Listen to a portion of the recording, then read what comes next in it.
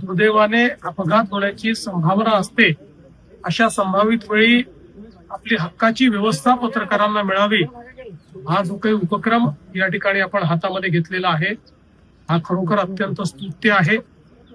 पण जसं माननीय उपमुख्यमंत्र्यांनी सांगितलं की जरी हा उपक्रम स्तुत्य असला तरी या रुग्णवाहिका वापरण्याची वेळ आपल्यावर येऊ नये, अशाच आमच्या सर्वांच्या शुभेच्छा असतील.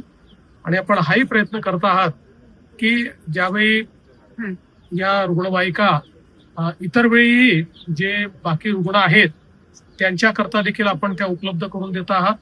त्यामुळे एक अतिशय चांगलं सामाजिक दायित्व या माध्यमातून आपण या ठिकाणी आरपीजी फाउंडेशन त्यांचेही मी अतिशय मनापासून अभिनंदन करतो.